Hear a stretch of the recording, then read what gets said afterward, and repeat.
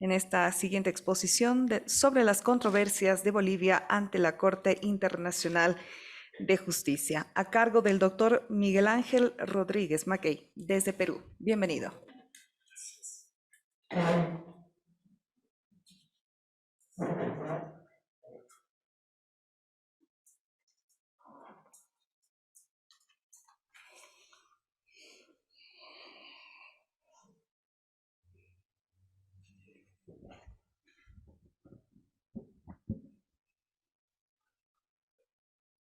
Señor presidente del Colegio de Abogados Nacional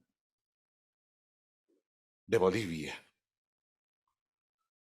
señor presidente del capítulo boliviano de la Federación Interamericana de Abogados, doctor Marco Antonio García Claros, señor doctor Raúl Lozano, presidente de la Academia Interamericana de Derecho Internacional y Comparado, estimado doctor, flamante miembro de la Academia de Bolivia, querida, apreciada y recordada, siempre presente Ana, hoy estar aquí. Señora presidenta de la Asamblea, un honor también. Doctora Mabel Antesana, el alma que ha hecho realidad este encuentro académico con el doctor García Claros, dilectos hombres del derecho de Bolivia, familiares, hijos, familiares, nietos, de Reinaldo Peters Azarbe, amigos todos de Bolivia. Hoy es un día especial para la juridicidad boliviana, lo decía muy temprano en una entrevista en Herbol, porque se cumplen 50 años efectivamente del acto que ha pasado a la historia del derecho constitucional boliviano, latinoamericano, interamericano, iberoamericano y planetario. Ese es su nivel. El legado de un habeas corpus en papel higiénico por Reinaldo Peters, con solo 24 años de edad, en una celda, preguntándose exactamente como Segismundo: ¿y por qué las aves del campo tienen libertad y yo, siendo humano, no la tengo? Y privado de ella precisamente porque los que privan de la libertad son las autocracias, son las dictaduras. En América Latina han proliferado en el pasado, los años 60, 70, en mi patria también pasó, y en muchas otras partes del mundo. Entonces, cuando en Lima, en oportunidad de un evento de la Academia Interamericana, presentado por el doctor Lozano, conocí a Reinaldo Peters. Quiero repetir porque es casi como si fuera ayer su palabra. Doctor Rodríguez Mackey, nos acercamos, nos conocimos. Allí, en ese instante me dijo: quisiera que usted vaya a Bolivia. Era para la ceremonia de la toga, me acuerdo mucho. Y vine a La Paz, llegando por Juliaca en avión, una zona altiplánica de mi país, incorporado en Puno, cruzando frontera, todo el lago Titicaca y llegar desde lo alto hasta La Paz para participar en este evento, por un tema que Reinaldo Peters me pidió. Y yo, como se ha sabido, venía trabajando como académico el asunto de la controversia jurídica de delimitación marítima entre Perú y Chile, que teníamos pendiente y que hoy ya no es pendiente porque fue objeto de una decisión supranacional jurisdiccional de la Corte Internacional de Justicia creada en 1946 por justamente ONU, Naciones Unidas, el mayor foro político planetario.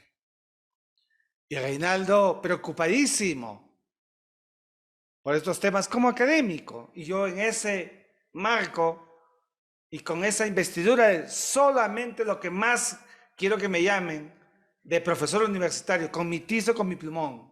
Así vine y así he vuelto a La Paz ahora. Porque cuando conversaba con la doctora Mabel y el doctor García Claros, le decía, si es el homenaje a Reinaldo Peters por sus 50 años de papel higiénico, para mí será un extraordinario honor tratar el tema de las controversias jurídicas que ha tenido Bolivia y tiene, y en este contexto referirme al que el día de hoy sostiene con Chile ante la Corte Internacional de Justicia por el asunto del Silala. Entonces, quiero decirles a ustedes que puede ser una feliz coincidencia, pero mi motivación primigenia es la preocupación de un académico como Reinaldo Peters, que por cierto, cuando en Lima se produjo la conferencia de la Federación Interamericana de Abogados, hubo un debate entre Bolivia y Chile, donde fungí de moderador y donde el expresidente Carlos Mesa fue uno de los oradores por parte de Bolivia, y Fernando Sánger, gran jurista, a quien saludo a través de estos medios virtuales, enorme jurista de Chile. Y vean ustedes esas preocupaciones que tenía Reinaldo Peters, no solamente en el campo civil como se va a desarrollar, sino en el campo internacional. Y yo soy internacionalista y por eso me referiré, por tanto, con su aquiescencia, señor presidente del capítulo Bolivia de la Federación Interamericana de Abogados, que este próximo lunes cumple 82 años de vida ininterrumpida en el continente, habiendo desarrollado en tantos años ese ideal del panamericanismo, surgido en 1891, que es la génesis más antigua de la Organización de los Estados Americanos, recién incorporada al régimen hemisférico en 1948. La naturaleza de los conflictos, yo siempre diferencio los conflictos de las controversias, porque hay un conflicto en estos momentos en el mundo. En el argot de la doctrina clásica del derecho sería el derecho de la guerra. Hoy es el derecho de los conflictos armados internacionales. Hoy es la guerra entre Ucrania y Rusia, de la cual ayer hablábamos in extenso en la Universidad Central, donde nos hemos sentido realmente explayados y con éxtasis, con alumnos, con una efervescencia total. Y eso es un conflicto, y está en el marco de las relaciones internacionales y de la geopolítica.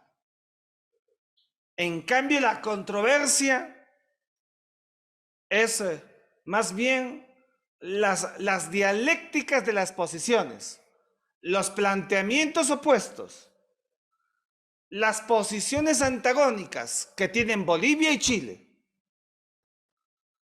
Dos posiciones absolutamente distintas, disímiles, incompatibles. Por eso van a La Haya. A La Haya, a la Corte Internacional de Justicia, no se va a negociar. La negociación como los buenos oficios, como la mediación, como el arbitraje, son medios de solución pacífica de controversias. Entonces, lo que estamos viendo aquí es que Chile y Bolivia fueron a medios de solución pacífica de controversias jurisdiccionales, no voluntarios. Supranacional jurisdiccional, pero pacífico. Y entonces, siempre hay que decirlo, presidente del Colegio Nacional de Bolivia, permítame decirlo, siempre hay que reiterarlo, que hay un acto de bona fide, la buena fe del derecho. Y es que Bolivia y Chile, como lo hizo en su momento Perú y Chile, decidieron el camino de la paz para arreglar sus problemas, y no los que hoy día vive Ucrania y Rusia, con una guerra que ha desaforado los principios básicos del derecho internacional, que prescribe y que obliga a la paz como regla, tirada al tacho por una guerra que tiene 76 días, donde el mundo sigue impactado por ella. En cambio, Bolivia y Chile decidieron, porque firmaron los dos en 1948, aquel 30 de abril, el Pacto de Soluciones Pacíficas, el Pacto de Bogotá, al que se adhieren ixo iure para sostener un proceso jurisdiccional.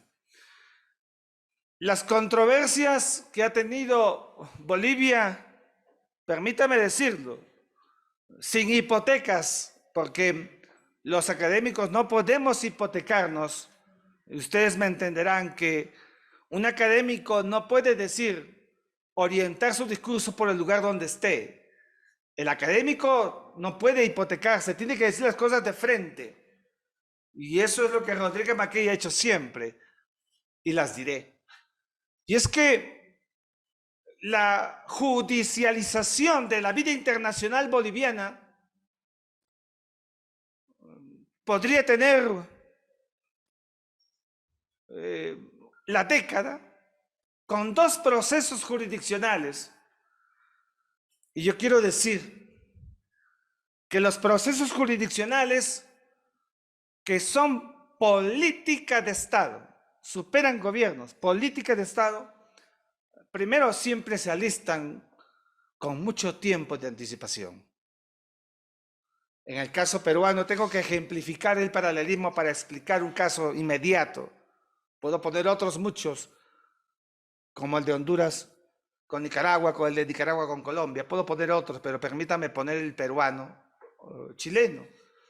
Para que Perú demandara a Chile ante la Corte Internacional, primero alistó un proceso de verificaciones con grandes juristas del planeta, y eso demandó más o menos 7 u 8 años para saber cómo estábamos nosotros, para saber si podíamos o no caer en una piscina sin agua, para saber si íbamos o no a tener un escenario que pudiera resultar para el Perú favorable. Y antes de esos 10 años, los peruanos preparábamos todas las estrategias para ir a un proceso. Todo proceso controversial jurisdiccional, cuando se alista como política de Estado, a mi juicio, revisando otros casos de otros países, incluso del África, de Asia o de Europa, no bajan en términos cuantitativos de los 20, 25 años. Fíjense ustedes, para preparar estrategias, para sostener la viabilidad de una demanda. Pero creímos que la coyuntura estaba dándose porque Bolivia había estado expresando largo tiempo su posición ante Chile por la insolvencia chilena de no sentarse en una mesa de negociación para mirar el asunto de fondo, que era la salida al mar. Y por esa razón, Bolivia decidió incoar una demanda contra Chile en la Corte Internacional de Justicia para que la Corte obligara a Chile a sentarse en una mesa de negociación. Fíjense ustedes, no para que la Corte decidiera una salida al mar, sino para que la Corte obligara a Chile a sentarse en una mesa como la que tenemos aquí, porque Chile no quería. Y como no se puede hacer por las armas, porque eso es de la sociedad primitiva y de la barbarie, entonces recurrió a un mecanismo jurisdiccional. Yo en ese marco me acuerdo mucho, vine y sostuve en el Colegio de Abogados de aquí las razones por las cuales Bolivia debía demandar a Chile. La fuerza de la historia y de la geopolítica que nadie puede desconocer alistaban a mi juicio las razones por las cuales Bolivia tenía enormes posibilidades en la Corte Internacional de Justicia. No voy a desarrollar el proceso. Voy a entrar al tema del Silala, pero para acabar con la primera controversia de Bolivia con Chile, tendría que decir que es verdad y es cierto, y como hombre del derecho, y lo he dicho en mis entrevistas y en mis artículos en el Perú y en otras partes de América Latina, es verdad que la Corte Internacional de Justicia es el máximo foro del planeta que toma decisiones de jure, no políticas, de jure, de puro derecho. Y es verdad también que los estados, cuando se someten a las reglas de la Corte, se subordinan a su resultado y no puede haber acto de rebeldía. Y no lo ha habido.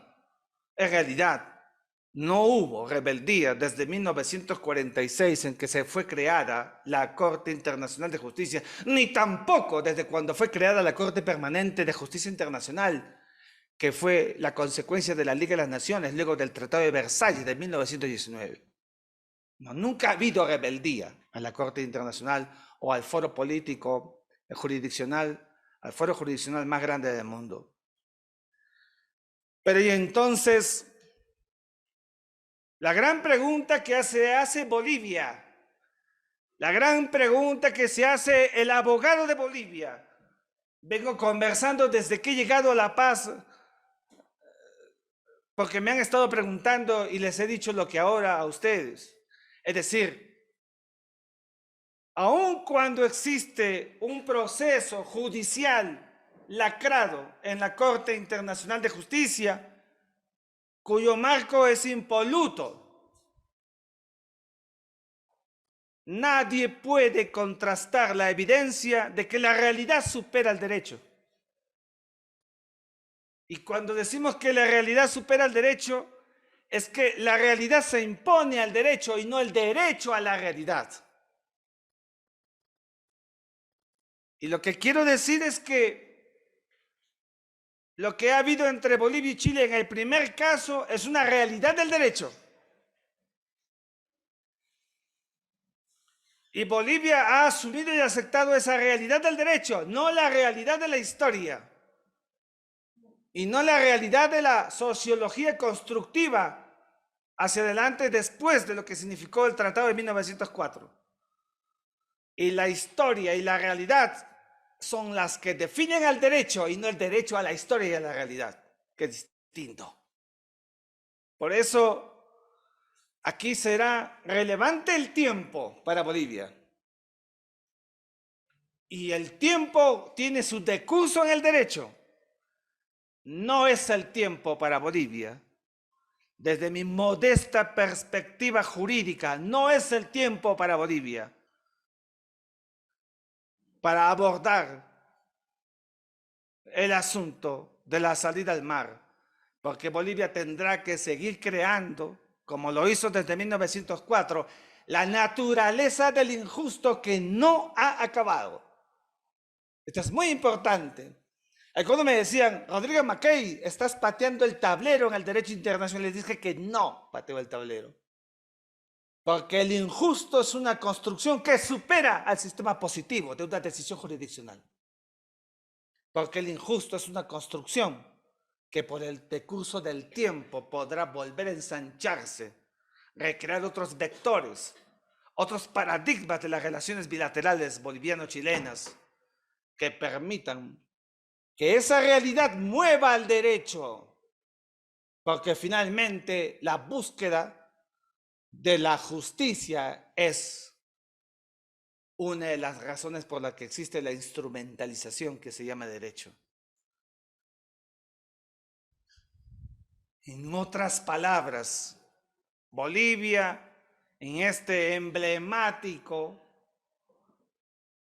círculo de la unión, en el que ya hemos estado en alguna vez anterior, decirles que jamás una nación, presidente y presidente, puede renunciar a sus pretensiones históricas porque hay un injusto permanente.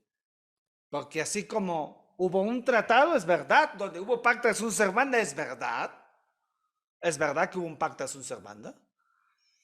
También es cierto que junto al pacta sunt servanda, que es el fiel cumplimiento de la palabra empeñada, Bolivia está intacto desde 1904. Jamás Bolivia le dijo a la Corte que no reconocía el tratado. Jamás Bolivia le dijo a la Corte que se declaró en rebeldía frente a un tratado. Jamás. Creo que deberán esperar el decurso del tiempo, presidentes, para que Bolivia, no con una nueva pretensión, sino con una pretensión ensanchada, donde haya otros vectores, otros momentos de la historia, para que pudiera haber algún otro marco, escenario, donde pudiera de derecho, siempre de derecho, responderse a un injusto que sigue siendo en el imaginario boliviano una actitud permanente. Y yo siempre digo que las actitudes permanentes son bases de los pueblos, porque los pueblos que tienen imaginarios como el de Bolivia son pueblos benditos. Peor, los pueblos que no tienen imaginario son condenados a la esclavitud política, y los imaginarios nunca pueden ser dejados de lado. Nadie puede renunciar nunca a un imaginario como es el de Bolivia y su salida al mar conforme la ratio histórica que siempre tuvo. Por eso, presidente nacional y presidente del capítulo boliviano de la Federación Interamericana de Abogados y presidente de la Federación Interamericana de Abogados, que hoy está con nosotros virtualmente, y a todos los miembros de la federación que se han incorporado por la vía virtual y a los que estaban por el Facebook Live, todos ustedes, decirles que en esa judicialización boliviana siguió el tema del Silala. Y yo debo decir aquí en La Paz respetuosamente, y hay una columna mía que da seña de eso, porque a veces los abogados, aunque siempre digo que el papelito no manda, porque los que digan que el papelito manda es porque no saben derecho, porque el derecho supera el papelito manda, porque el derecho no es solamente ley escrita, sino el derecho son fuentes, y porque las fuentes son costumbres, las fuentes son principios, la fuente es doctrina, y las tres son fuentes que no son escritas. Y por eso digo que cuando el expresidente de Bolivia, Evo Morales, públicamente en una conferencia de prensa, en pleno proceso jurisdiccional que ya existía en la Corte de la Haya, dijo que Bolivia demandaría a Chile por el asunto del Silala, el manantial, los manantiales de Silala. Yo escribí una columna rápidamente, lo tengo por escrito, y dije: mal, nunca se lanzan las cartas cuando hay un proceso jurisdiccional en marcha. Jamás se hace eso. Y 3 semanas después, 16 de junio de 2000, XVI, Chile demandaba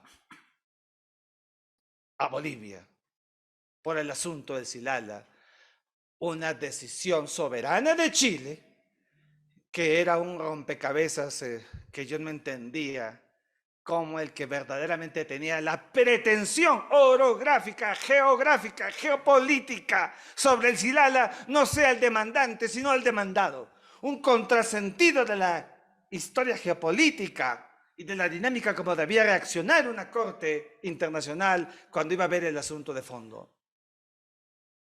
Y allí me di cuenta otra vez, cuando converso con mis amigos en Lima, y digo, para que vean ustedes cómo la política debe tener su cuerda distinta a la del derecho.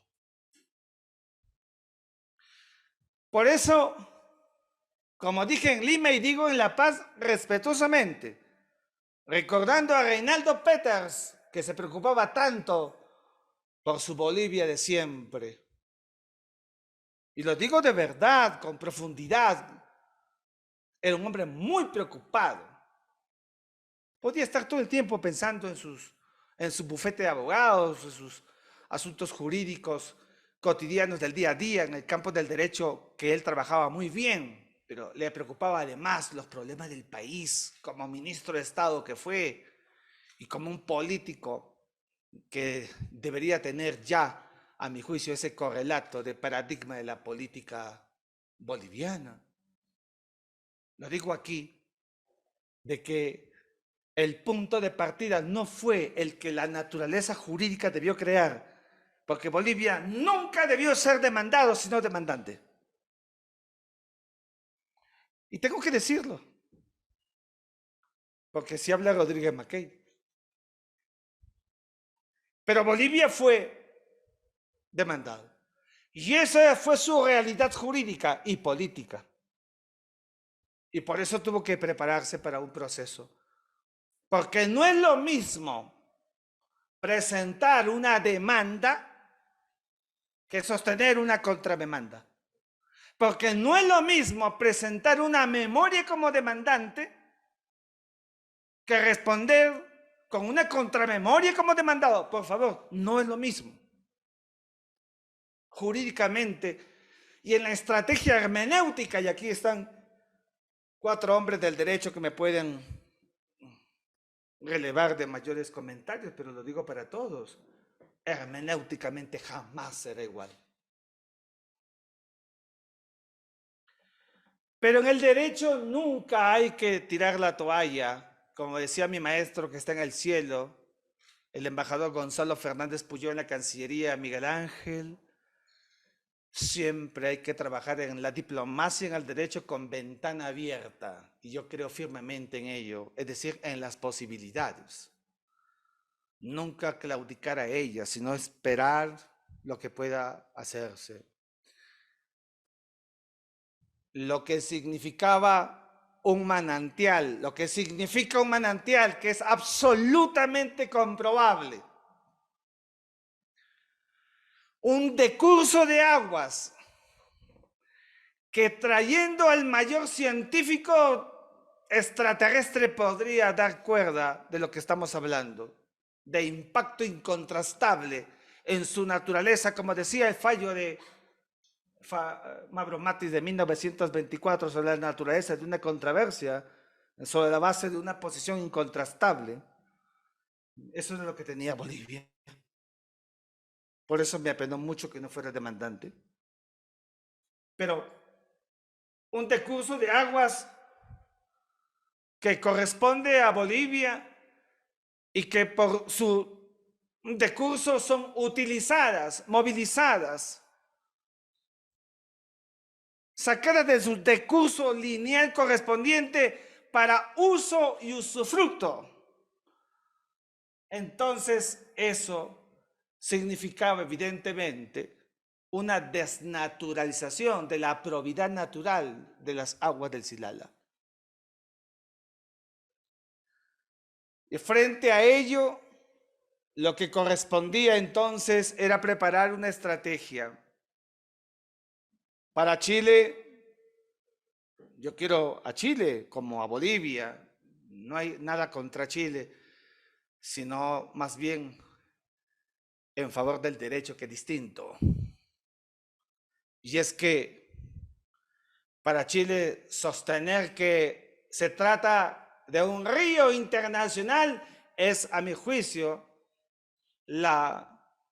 el posicionamiento del facilismo para definir el decurso de unas aguas y para que una corte las declare como aguas internacionales o río internacional, en ese facilismo de buscar encontrar una respuesta por una corte que, me imagino, ahora que empezaron los alegatos y terminaron los alegatos el 14, tendrá que tomar decisiones mirando geopolíticamente el asunto de fondo que ha sido presentado en esta etapa de alegatos por las partes. Por eso, el Silala ha llegado para Bolivia en un momento de una coyuntura de mucha avidez jurídica. La Corte tomará otra vez una decisión, y tengo que decirlo, que la decisión de la Corte será jurídica, no política, jurídica. Las cancillerías de nuestros países se han esforzado mucho por alistar en sus equipos a diplomáticos de carrera. Y yo siempre he dicho, eso está bien, pero la Haya no es para negociar, sino para litigar. Y lo que tiene que haber son litigantes, hombres del derecho. Más hombres del derecho que diplomáticos es lo que debe haber un proceso jurisdiccional. Lo que diga la Corte será ipso iure, por supuesto. Y aun cuando también con la licencia de nuestros presidentes, tendré que decirlo, he visto que en la etapa de alegatos hace pocos días, hace pocas horas, el cambio cualitativo de fondo en la visión boliviana de sostener de que si acaso Chile quisiera tener alguna pretensión sobre el Silala, entonces se pudiera negociar, dice Bolivia. Presidente, como hombre del derecho, permítame decir con el mayor respeto a los ilustres abogados de Bolivia aquí presentes, en una estrategia jurisdiccional, rara vez se cambia el decurso hermenéutico en un proceso ya en marcha, sobre todo cuando hay piezas escritas que han venido sosteniendo exactamente una posición distinta. Yo me preguntaban en la mañana algunos medios aquí en Bolivia y yo les dije, yo no puedo calificar porque primero no me corresponde y segundo porque los internacionalistas, los profesores de Derecho Internacional, no elucubramos, no somos Nostradamus, hacemos prospectiva de Derecho Internacional, que es distinto. Bajo ese decurso, lo que me inspira es la discreción para ir viendo cómo la Corte tomará una decisión que será inapelable, inobjetable, de jure 100%, como corresponde al derecho. Señor presidente del Colegio Nacional de Abogados de Bolivia, señor presidente del capítulo boliviano de Bolivia, de la Federación Interamericana de Abogados, doctor, ilustre jurista, preocupado por el derecho de su país y preocupado por el derecho interamericano. Está en Bolivia y se preocupa por lo que pasa en Colombia, por lo que pasa en Centroamérica. Su volumen interamericano, hoy día puesto de relieve, trayendo la icónica y emblemática figura de Reinaldo Peters. Déjeme decirle que usted ha impactado a la Federación Interamericana de Abogados. que impacta a los abogados bolivianos con los que he conversado y me han dicho, impacta el derecho peruano, permítame decirlo, como abogado del Perú. Y lo felicito por rellevar y celebrar el cincuentenario, los 50 años del habeas corpus, mostrar el cuerpo, habeas corpus, mostrar el cuerpo de un Reinaldo Peters que jamás se amilanó entre las rejas, sino que nos dio para todo el continente y el mundo el legado contemporáneo de la libertad, como repito, en esa inspiración de Pedro Calderón de la Barca y la vida es sueño, la libertad es Segismundo. A usted, señor presidente, mi gratitud profunda por la invitación que me ha formulado para venir hasta Bolivia y estar con todos ustedes. Decirle que para mí es un honor, y como la vez anterior vine con mi esposa, Liliana, y esta vez no ha podido, le transmito el saludo de ella y de mis hijas, donde dos de ellas, las mayores, estudian Derecho y están pegadas a los acontecimientos que hoy suceden en Bolivia, donde usted, un 13 de mayo, como hoy, que es el día de la Santísima Virgen de Fátima, le da a usted al calendario boliviano la vida presente, omnipresente y perpetua del espíritu que gobierna todos los quehaceres de la patria boliviana en la icónica figura de Reinaldo Peters. Muchísimas gracias.